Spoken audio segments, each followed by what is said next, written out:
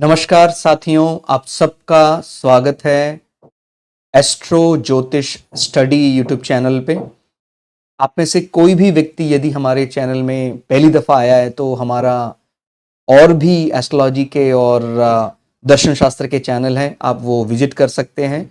यदि आपका एस्ट्रोलॉजी में अभिरुचि है तो श्रद्धा एस्ट्रो ज्योतिष करके आपको चैनल मिलेगा। यदि आप वेदों का, पुराणों का, भगवत गीता का एसेंस, उसका अर्थ जानना चाहते हैं सरल हिंदी शब्दों में, तो आप श्रद्धा वेद पुराण करके हमारा एक चैनल है, उसको सर्च कर सकते हैं, उसकी वीडियो देख सकते हैं। और ये जो चैनल है ये प्योर जो ओरिजिनल टेक्स्ट है ज्योतिष के ग्रंथ, उनका एक एक श्लोक का अर्थ आप लोगों के सामने रखने के लिए बनाया गया है। उसमें हमने जिसको बोलते हैं देश काल पात्र अनुसार हमने बदलाव नहीं किए। और अगर आप उस चीज को देश काल पात्र अनुसार समझना चाहते हैं तो हमारा जो दूसरा चैनल है श्रद्धा एस्ट्रो ज्योतिष, वहां जाएं और ओरिजिनल टेक्स्ट जो है उसका सीधा अर्थ वो आपको यहां उपलब्ध है। तो शुरुआत करते हैं आज का जो रिकॉर्डिंग रहेगा। इसमें हम बृहद जातक से शुरू कर रहे हैं और उसका पहला श्लोक अर्थ क्या कहता है? भगवान की कृपा पात्र बनना जरूरी है, बिना उसकी कृपा के अपने को कुछ नहीं मिल सकता है। तो सूर्य जो शिव की अष्ट मूर्तियों में से एक है, जो मोक्ष जानने वालों के लिए मार्ग बनाते हैं, जो आत्मविद्या में पारंगत लोगों के लिए आत्मा का प्रतिनिधित्व करते हैं। आप जानते हैं सूर्य को आत्मकारक कहा जाता है, जो यज्ञ अनुष्ठानों के परिणामों को स्वीकार करते हैं, जो अमरस के स्वामी हैं। और ज्योतिष माने ज्योतिष भी कहीं ना कहीं भगवान सूर्य हम पर कृपा करें। बोलते हैं ना, अगर सूर्य हमारा कमजोर हो जाता ज्योतिष में तो फिर हमें दूसरे ग्रहों का बल भी हमारा कमजोर हो जाता है, क्षीण हो जाता है, जो लोगों का विनाश, निर्माण और रक्षा करते हैं। हम सूर्य को साक्षात पिता मानते हैं, चाहे आप उसको वैज्ञानिक दृष्टि से देखें और चाहे इसको आध्यात्मिक दृष्टि से देखें, जिसकी वेदों में विभिन्न रूपों में स्तुति की गई है, जो अनेक किरणों से युक्त हैं। मानो उनके प्रकाश में भी अलग अलग प्रकाश हैं। जैसे हम जो ज्यादा फ्रीक्वेंसी लाइट है उसको हम राहु के साथ जोड़ते हैं और जो लो फ्रीक्वेंसी लाइट उसको हम केतु के साथ जोड़ते हैं। बाकी जो विजिबल लाइट है उनका हम अलग अलग ग्रहों के साथ संबंध जोड़ते ही हैं। और जो तीनों लोकों का दीपक है, क्या वह हमें वाणी प्रदान करता है? तो इस प्रकार से हम भगवान सूर्य का प्रार्थना करते हैं। भगवान सूर्य के लिए पहला श्लोक अर्थ ये दिया गया है। उसके बाद आगे पढ़ते हैं। यद्यपि उत्कृष्ट साहित्यों की शैली के अनुरूप बुद्धिमान व्यक्तियों द्वारा लिखी गई बहुत सी रचनाएं हैं, बहुत से लोग कुंडली ज्ञान के विशाल महासागर को पार करने की कोशिश में निराश हो जाते हैं। माने आप जानते हैं कि ये एक अथाह सागर है ज्योतिष ज्ञान। तो ये जो ग्रंथ के रचनाकार हैं उन्होंने बड़ा सरलता से बात कही है। ऐसे लोगों को बहुत छोटी लेकिन बहुत ही विचारजनक, यानी जिसमें हमें बहुत से विचार मिल सकते हैं और शिक्षाप्रद विचारों से भरी एक छोटी नाव प्रदान करते हैं, ऐसा लेखक का वर्णन है, जिससे वे इस महासागर को पार कर सकें। आगे अगले श्लोक अर्थ में बढ़ते हैं। श्लोक अर्थ संख्या 3 में अहो और रात्रि, हम जिस प्रकार से दिवा और रात्रि कहते हैं तो ऐसे ही अहो रात्रि दो शब्दों के योग तथा प्रथम और अंतिम अक्षर को हटाने से ज्योतिष विज्ञान को होरा शास्त्र कहा जाता है। यानी जैसे अहो में हम आखिरी अक्षर हो ले लें और रात्रि में हम रा ले लें तो ये क्या बन जाएगा? होरा बन जाएगा। तो होरा शास्त्र इसीलिए कहा जाता है। और जब मनुष्यों द्वारा उनके पिछले जन्मों में किए गए अच्छे और बुरे कर्मों को परिणामों की बात उसके मन में ऐसा इच्छा जागती है तो फिर हम ज्योतिष विज्ञान या होरा शास्त्र का सहारा लेते हैं। छंद 4 या श्लोक संख्या 4 में क्या बात आती है? आकाशीय चक्र ग्लोब में, जिसको हम ज़ोडिएक भी कह देते हैं, भौचक्र भी कह देते हैं, मेष और अश्विनी से शुरू होने का वाले चिन्ह प्रत्येक तारों के 9 पदम यानी उसके 9 अलग अलग डिवीजन किए गए हैं क्वार्टर से बने हैं और काल पुरुष के निम्नलिखित अंगों को नियंत्रित करते हैं। यानी अगर हम पहली राशि की बात करें तो हम सिर, फिर चेहरा, छाती, हृदय, पेट, कमर, फिर निचला पेट, यौन अंग, जांघें, घुटने, नितंब, पैर क्रमशः।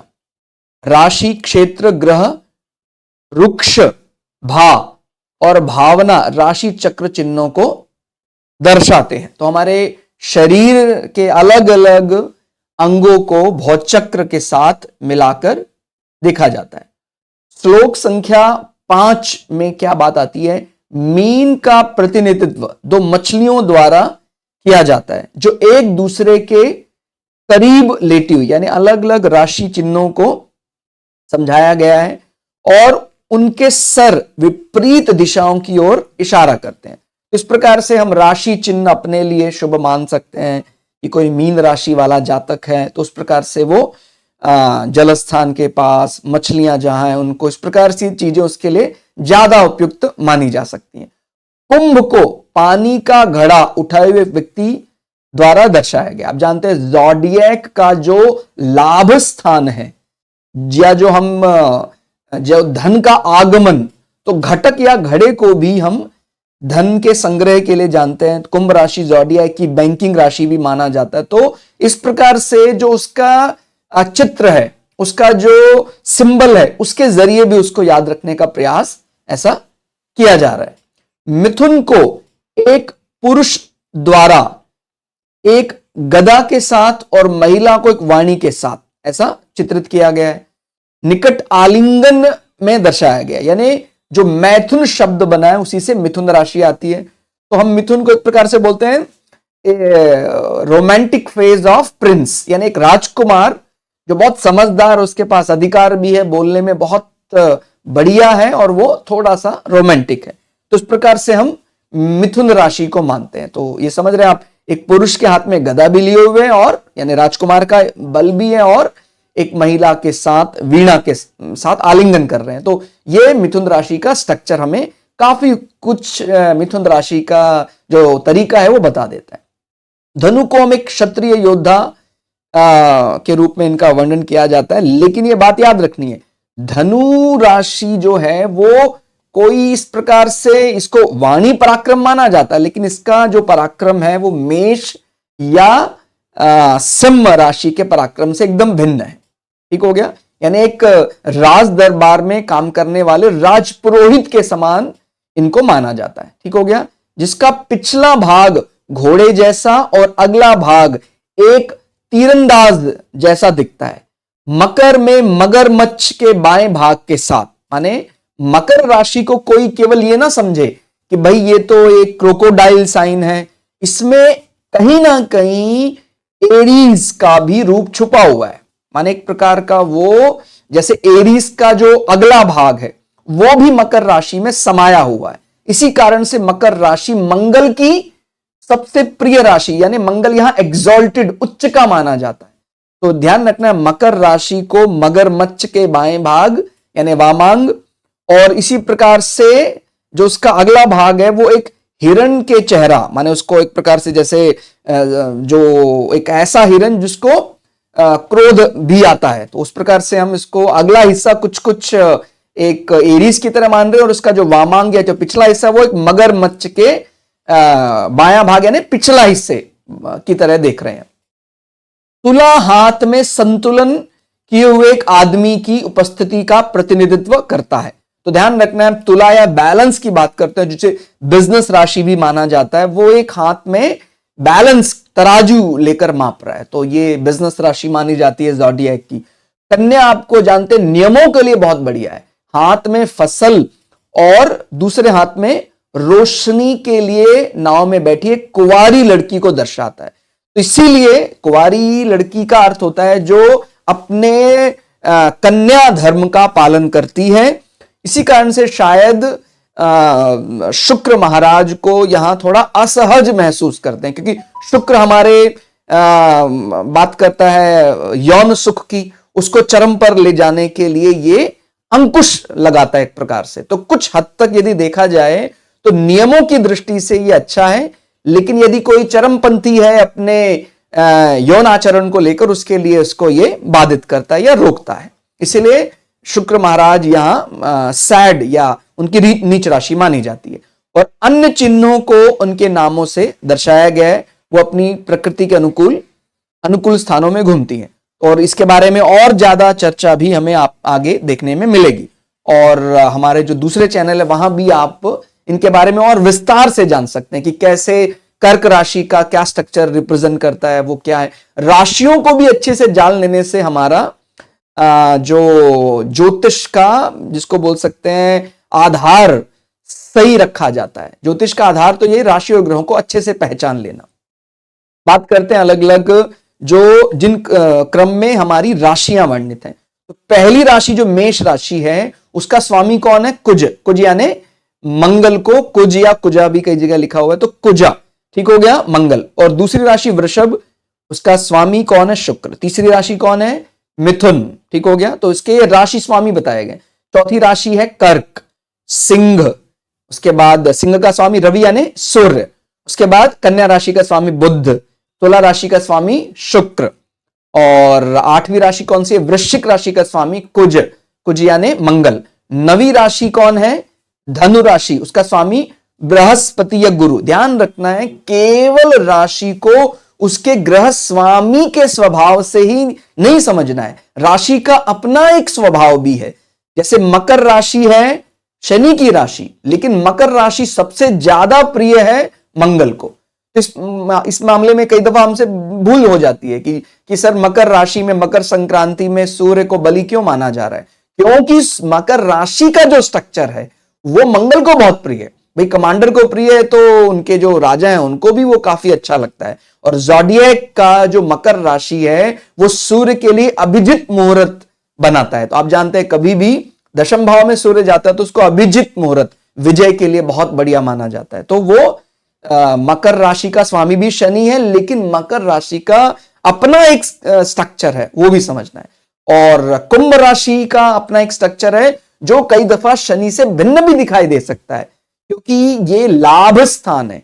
यहां कोई भी ग्रह बैठता है मकर से अगला कुंभ राशि में, ज़ोडिएक का जो 11वां स्थान है वो हमें लाभ देने की बात करता है। यानी शनि का जो एक रूप है, रोजगार मंत्रालय का जो स्वामी है, वो शनि रूप में यहां देखना है हमें। उस प्रकार से दंडाधिकारी के रूप में यहां नहीं देखना है। अगर कोई दंड देना है अधिकारी के रूप में तो शनि का वो रूप हम मकर में तो समझ में आता है, क्योंकि मकर के अंदर एक मंगल की ऊर्जा भी, क्योंकि मंगल को प्रिय है वो राशि। लेकिन अगर आप देखते हैं 11 नंबर राशि यानी कुंभ राशि, वो तो लाभ की बात करता है, वो तो शत्रुओं से भी लाभ निकालना जानता है। तो वो अंतर है। और इसी प्रकार से 12वीं राशि गुरु की राशि है, ये सात्विक राशि है, लेकिन अपने को ये बात भी ध्यान रखनी है कि ये दान करने के हिसाब से, चैरिटी करने के हिसाब से, शॉपिंग करने के हिसाब से भी, ये स्ट्रक्चर भी अपने को ध्यान रखना है। जो मीन राशि है वो किसकी फेवरेट राशि है, कौन से ग्रह को सबसे ज्यादा प्रिय है, यदि ये वाली बात समझ में आ जाती है तो फिर हम उसका सही रूप निर्धारित कर सकते हैं, उसका सही फलित कर सकते हैं। तो मीन राशि शुक्र की फेवरेट राशि है। ज़ोडिएक के 12वें भाव में शुक्र एग्जॉल्टेड हो जाते हैं मीन राशि में। तो ये भी समझ सकते हैं कि वो जो जातक होगा मीन राशि वाला, वो थोड़ा एक प्रकार से लग्जरी की तरफ आकर्षित होगा ही होगा। तो ये बात याद रखनी है कि बेशक से गुरु उसका लॉर्ड है उस राशि का, लेकिन इस राशि का जो स्ट्रक्चर है वो शुक्र को बहुत पसंद आता है। ठीक हो गया। तो क्रमशः राशियों के स्वामी हैं और मेष से उनके विभाग हैं, जैसे हमने वर्णित कर दिया। नवमांश मेष, मकर, तुला और कटक यानी कर्क आदि से शुरू होते हैं। ठीक हो गया। तो इस प्रकार से 1, 4, 7, 10 से वो शुरुआत होता है। माने मेष को 1 मान रहे हैं, फिर कटक यानी कर्क को 4था, फिर तुला को 7वां और मकर को 10वां। इस प्रकार से नवमान शुरू होता है। फिर कर्क, वृश्चिक, मीन राशि का अंतिम भाग, ठीक हो गया, ऋष संधि, दो राशियों या नक्षत्रों का मिलन के नाम से जाना जाता है। तो हम ये जानते हैं जब भी कर्क राशि जो है उसका अंत हो रहा है और सिंह राशि प्रवेश कर रही है तो हम उसको क्या बोलते हैं, वो नक्षत्र गंडांत उस समय आता है, या राशि गंडांत भी माना जा सकता है। इसी प्रकार से वृश्चिक राशि का अंत हो रहा है, धनु शुरुआत हो रही है तो फिर ये नक्षत्र गंडांत या राशि गंडांत। मीन राशि का अंत हो रहा है, मेष का उदय हो रहा है तो भी ये राशि संधि में हम क्या मानते हैं कि भाई ये एक प्रकार से जल का अग्नि से मिलन, इसमें ही जन्म होने पर गंडमूल माना जाता है। लेकिन इसका अंतिम और शुरुआती चरण पर ज्यादा जोर दिया गया है। बाकी इससे कुछ भयभीत होने की जरूरत तो है ही नहीं। वो आप में से ज्यादातर लोग जो हमारे चैनल से जुड़े हैं वो जानते हैं कि एस्ट्रोलॉजी में भयभीत तो किसी चीज से होना ही नहीं है। बस अपने को जानना है कि भगवान ने जो मुझे भेजा है, मुझे अपने आप को अलाइन करना है। तो हो सकता है मेरे लिए भगवान ने अष्टम भाव को सर्वोपरि निर्धारित कर रखा हो, किसी और व्यक्ति के लिए भगवान ने कुटुंब भाव, धन भाव को सर्वोपरि निर्धारित कर रखा हो। ठीक हो गया। तो ऐसा नहीं है कि कोई व्यक्ति केवल धन भाव से ही धन कमा रहा है, कोई व्यक्ति अष्टम भाव से भी अपार धन कमा रहा है।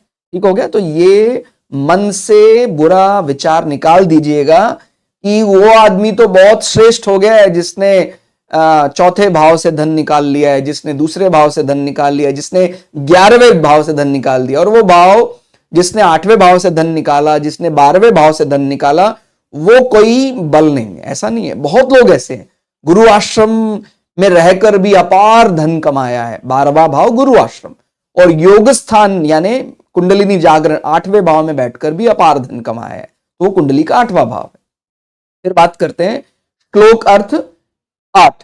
क्रिया हवुरी, जिथिमा, कुलीरा, लया, पथोना, जुका, कोरपी, हौशिका, अकोकेरेव, रेंदोगा और अन्य क्रमशः मेष, वृषभ, मिथुन, कर्क, सिंह, कन्या, तुला, वृश्चिक, धनु, मकर, कुंभ और मीन के नाम है। माने प्रायवाची हैं, कभी इस प्रकार के नाम भी आते हैं, तो उसके लिए अपने को तैयार रहना। माने हम जो स्वयं करता है, कर्ता क्रिया, वो क्या है, मेष से ज़ोडिएक के इस चीज को देखा जाता है। ठीक हो गया। फिर श्लोक अर्थ 9। यदि कोई ग्रह अपने दृष्टिकोण, होरा, नवमांश, कृष्मांश और द्वादशांश राशि में है तो उसे अपने वर्ग में कहा जाता है। ठीक हो गया। तो माने वो अच्छा चिन्ह माना जाता है कि कोई ग्रह इन जो वर्ग कुंडलियां हैं उनमें भी वो राशि उसी राशि में है तो बहुत बढ़िया बली माना जाता है। आप जानते हैं कि जैसे ग्रह जो राशि चार्ट हमारा है, मुख्य चार्ट, उसमें यदि धनु में है तो इसी प्रकार नवमांश में भी धनु में है तो वर्गोत्तम हो गया। इसी प्रकार से दृष्टिकोण में भी, होरा चार्ट में भी, नवमांश में और त्रिशमांश या द्वादशांश में ये होता है तो उसको बली ट्रीट किया जाता है। ठीक हो गया। आगे बढ़ते हैं।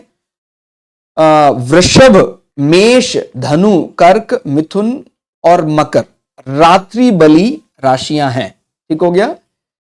और रात के दौरान शक्तिशाली राशियां मानी जाती। इसको कई प्रकार से देखा जा सकता है कि भाई आप अपना कोई ऐसा प्रश्न कुंडली बनाई है, कोई रात्रि का काम निकल रहा था तो वो काम हमें ये आ गया है तो उस हिसाब से ये रात्रि में ज्यादा अच्छा माना जाएगा।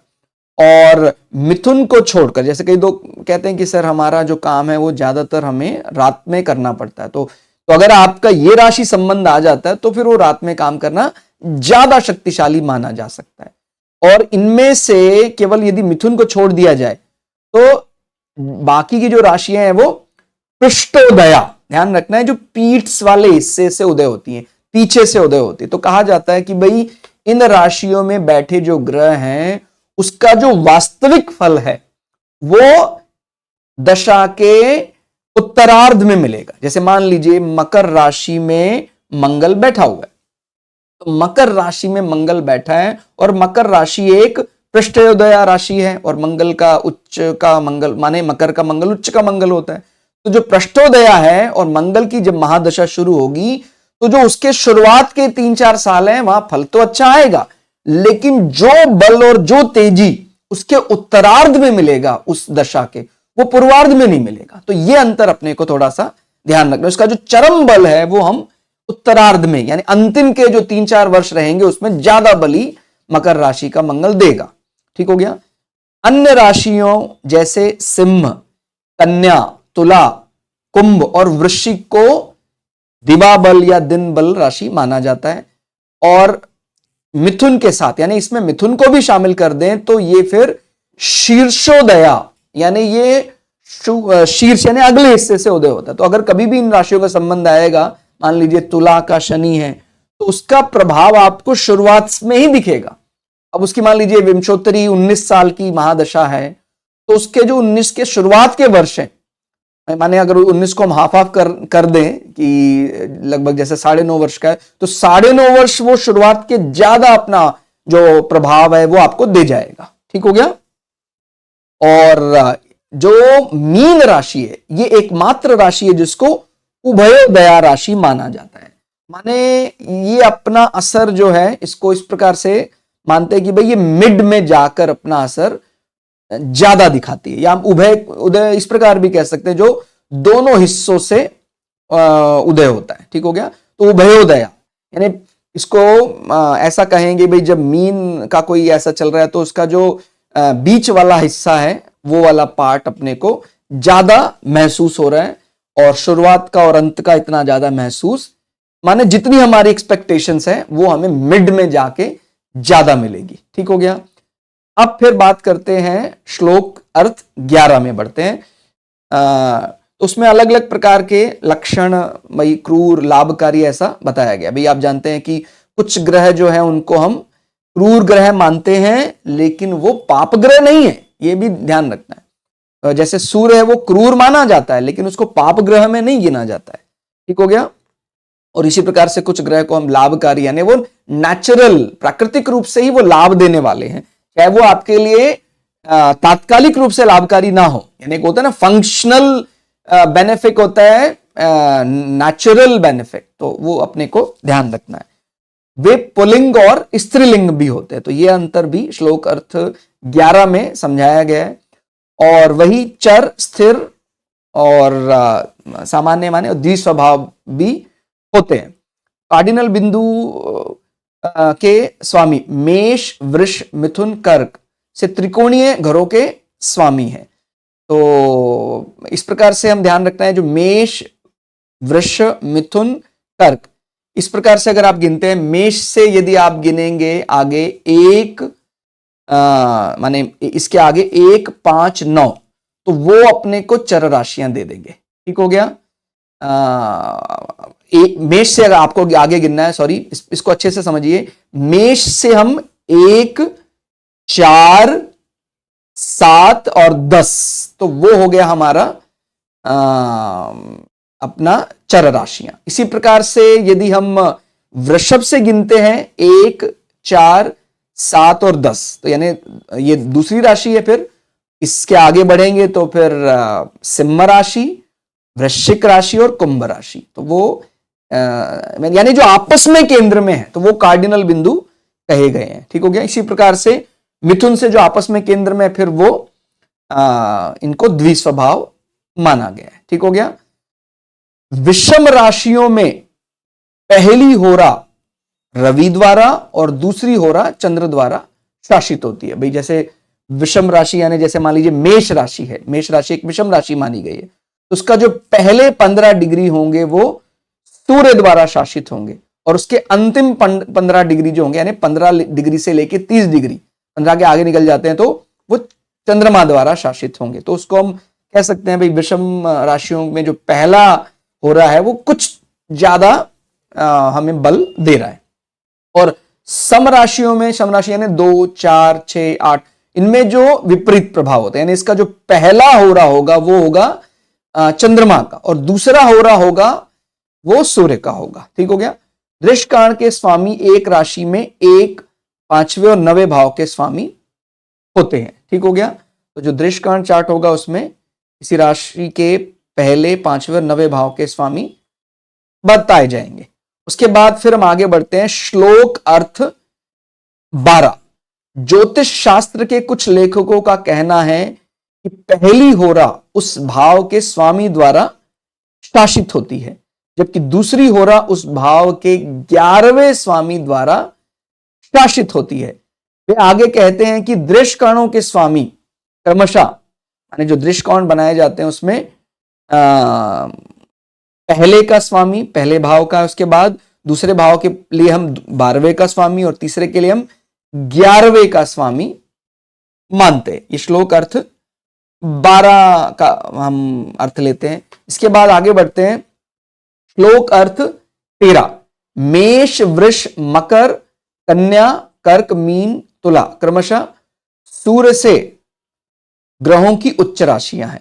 तो ये समझना है, अब सूर्य से अगर ऑर्डर लेते हैं तो मेष किसकी है? सूर्य की, वृषभ चंद्रमा, मकर मंगल की, कन्या मंगल के बाद अगला ग्रह क्या है? बुध, तो बुध अपने ही घर में उच्च का है। फिर बृहस्पति कर्क राशि में, शुक्र जो है मीन राशि में और शनि तुला राशि में उच्च की राशि है। और उनके लिए जो उच्च की डिग्रियां बताई हैं वो इस प्रकार से हैं क्रमशः कि जो पहली सूर्य के लिए हमने लिया है वो 10वें डिग्री में, चंद्रमा के लिए 3 डिग्री का सर्वोत्तम माना गया है और मंगल 28 डिग्री। माने यहाँ एक बात और यहाँ ध्यान रखने वाली, जो कह देते हैं ना भाई चंद्रमा या कोई भी ग्रह कम डिग्री में तो बहुत कम है, वो शिशु अवस्था बालावस्था है या वो कैसे फल नहीं दे रहा है, वो ऐसा नहीं है। वो कोई ग्रह तो ऐसा ही है जो बाल्य अवस्था में ही सबसे ज्यादा उच्च का फल दे रहा है और कई ग्रह ऐसे हैं जो वृद्धावस्था में ही या मृतावस्था में ही सबसे ज्यादा बली माना जा रहा है। मंगल को आप देख रहे हैं 28 डिग्री यानी मृतावस्था है वो, फिर भी वो सबसे ज्यादा बली माना जा रहा है यदि वो इस डिग्री में मकर राशि में है मंगल। ठीक हो गया। और इसके बाद अगर हम बात करते हैं परम उच्च की डिग्री जो बुध को मिली है 15 डिग्री, और बृहस्पति भी देख रहे हैं आप, वो एक प्रकार से बालक है तो 5 डिग्री का कर्क राशि में परम उच्च माना गया है। और शुक्र को भी आप देख रहे हैं एक प्रकार से वो वृद्धि हो गया है, 29 डिग्री का हो गया है तो वो परम उच्च माना गया है। इसी प्रकार से शनि जो है वो 20 डिग्री के परम उच्च माने गए हैं। ठीक हो गया। तो श्लोक अर्थ 14, चर का पहला नवमांश, स्थिर का मध्य नवमांश और द्विस्वभाव राशियों का अंतिम नवमांश तकनीकी रूप से वर्गोत्तम कहा जाता है। तो यहां पर एक बहुत बात समझ में आती है कि भाई चर राशियों का जो पहला हिस्सा है, जहां हम कहते हैं ना भाई ये तो 2 डिग्री का 1 डिग्री का है, ये तो भाई बहुत कम, वो तो उसमें वो वर्गोत्तम हो रहा है, वो तो आप समझ रहे हैं कि वो फिर उसके लिए बहुत बढ़िया है। इसी प्रकार से हम जब किसी ग्रह को पाते हैं कि भाई वो द्विस्वभाव राशि में है और वो अंतिम में है तो फिर वो वर्गोत्तम हो रहा है। तो इस बात को भी अपने जहन में अपने को रखना है कि केवल इस एक चीज से रिजल्ट डिक्लेयर नहीं कर देना कि भाई कोई इस राशि में 1 डिग्री का है तो वो कम हो गया, हो सकता है कम डिग्री के कारण ही वो वर्गोत्तम हुआ हो या अधिक डिग्री के कारण ही वो वर्गोत्तम हुआ हो। तो इस बात का अपने को ध्यान रखना है। ठीक हो गया। सिंह वृष मेष कन्या धनु तुला और कुंभ सूर्य चंद्र मंगल बुध बृहस्पति शुक्र और शनि ग्रहों के लिए मूल त्रिकोण है। तो ये शब्द अपने को ध्यान रखना है। मूल त्रिकोण का मतलब है ग्रह का ऑफिस। ठीक हो गया, जहां ग्रह बैठकर कार्य करता है। तो ऑफिस में थोड़ा ज्यादा अच्छा माना जाएगा यदि हम करियर रिलेटेड कुछ प्रश्न चाहते हैं। जैसे सिंह राशि सूर्य का ऑफिस माना जाता है, वो घर भी है उसका। और इसी प्रकार से वृषभ राशि मंगल का माने चंद्रमा का ऑफिस माना गया है। मेष राशि मंगल का ऑफिस माना गया है और कन्या राशि जो है वो बुध का ऑफिस। इस कारण से बुध को वर्क फ्रॉम होम बड़ा अच्छा लगता है बिकॉज वो अपनी ही राशि में उच्च का, अपनी राशि में मूल त्रिकोण का है। ठीक हो गया। धनु राशि बृहस्पति का वर्क फ्रॉम होम या कहें ऑफिस वाला जो पार्ट धनु राशि में है। तुला राशि जो है ये शनि का ऑफिस है। तो ये ध्यान रखना है, शनि के लिए जो मूल त्रिकोण है वो तुला राशि का महत्व है।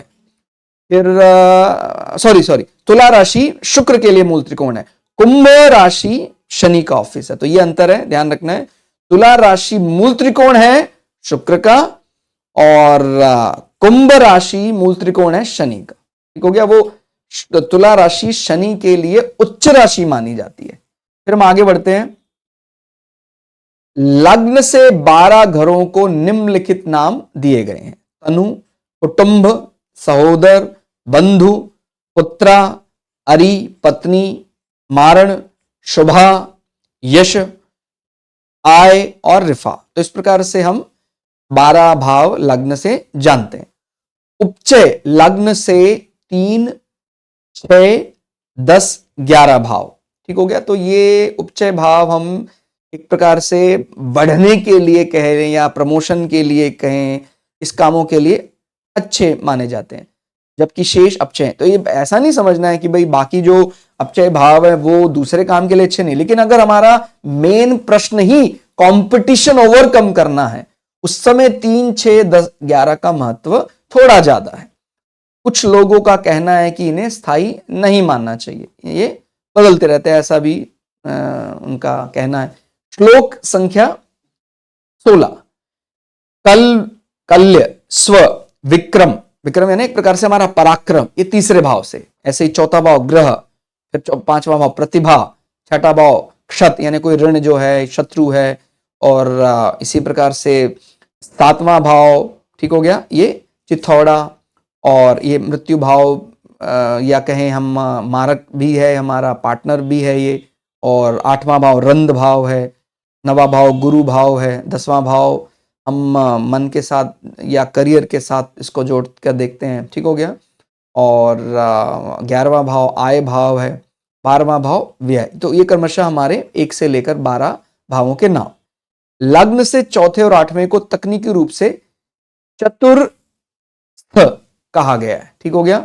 7वां दयुना के नाम से जाना जाता है। आप जानते हैं 7वां भाव कई विषयों में कुछ अगर आपका प्रश्न ऐसा आ रहा है रोग संबंधी, तो 7वां भाव मारक की दृष्टि से थोड़ा खराब माना जाता है। बाकी पार्टनर के लिए तो वो ठीक है, वो 7वें से ही देखा जाता है। 10वां अयेज्ञ है, ठीक हो गया। तो हमारा सामाजिक प्रतिष्ठा, समाज बल, वो हम 10वें भाव से देखते हैं। फिर अब आता है श्लोक संख्या 17। उसमें क्या निकलता है अर्थ? 1, 4, 7, 10 चतुष्य चतुर्भुजों को दर्शाते हैं। और ये लग्न पहला, चतुर्थ, सप्तम, 10वां, ये जो है ये हमारे केंद्र भाव माने जाते हैं। नर राशियां मिथुन, और ये जो नर राशियां या पुरुष राशियां मानी जाती हैं, ये क्रमशः ऑर्डर पे इस प्रकार से गिनना है। 3, ये जो ऑड नंबर, ध्यान रखना है इसमें कन्या राशि नहीं है, इसमें 1 है, ठीक हो गया, 3 है, 5 है, 7 है, 9 है, 11 है, ठीक हो गया। और जो ये 9 है, इसमें एक विचारणीय विषय है कि उसका जो पूर्वार्ध है वो नर राशि गिना जाता है, ठीक हो गया। और तो इसमें अगर कोई ऐसा मेल संबंधी प्रश्न आता है तो उसके लिए हमें ज्यादा शक्तिशाली है। कोई भी प्रश्न कुंडली आप बनाते हैं या कोई ऐसा विषय जो पुरुषों से या पुरुष प्रधान या कुछ ऐसा संबंध है, तो वो ज्यादा अच्छा माना जाता है। इसी प्रकार से 2, 4, 6, 8, 10, 12 ये जो हैं एक प्रकार से महिला राशि मानी जा सकती हैं। और इसका जो उत्तरार्ध है धनु राशि का, उसको भी हम एक महिला राशि के रूप में देख सकते हैं। और जलचर राशियां, जलचर राशि कटक या कर्क, मीन, मकर का दूसरा भाग, ये जलचर राशियां हैं। और ये चौथे में शक्तिशाली हो जाती है, ठीक हो गया। और इसी प्रकार से कीट राशि वृश्चिक 7वें में शक्तिशाली। और पशु राशि यानी चतुष्पद जो है मेष, वृषभ, सिंह, धनु का दूसरा भाग और मकर का पहला भाग 10वें घर में अपने आप को ज्यादा शक्तिशाली पाते हैं, ठीक हो गया। कुंडली का दूसरा, 5वां, 8वां, 11वां भाव पणफर भाव माने जाते हैं, ठीक हो गया। कुंडली के 3, 6, 9, 12 भाव अपोक्लिम भाव, इनको हम आगे चंद्रमा से सूर्य और सूर्य से चंद्रमा के लिए इनका फलित करते हैं कि भाई चंद्रमा से यदि वो अपोक्लिम में है तो क्या फल है, सूर्य से अपोक्लिम में है तो क्या फल है, चंद्रमा से पर्णफर में है तो क्या फल है, सूर्य से पर्णफर में है तो क्या फल है। कुंडली के 3, 6, 10, 11 उपचय गतिशील भाव, और जैसे मैंने बताया करियर के लिए ये सबसे बढ़िया माने जाते हैं। करियर के लिए कुछ ऐसा उत्थान, कुछ ऐसा विषय हम देख रहे हैं। तो अभी आज की इस क्लास में हमने ग्रंथ का पहला अध्याय लिया और पूरा आप लोगों का जैसा सहयोग रहेगा हम इसी प्रकार से रेगुलर वीडियो आप लोगों को ग्रंथ की देते रहेंगे। आज के लिए इतना ही, मिलते हैं अगली वीडियो में। तब तक के लिए जय श्री गुरु पराशरा, जय श्री शुक्राचार्य, नमस्कार।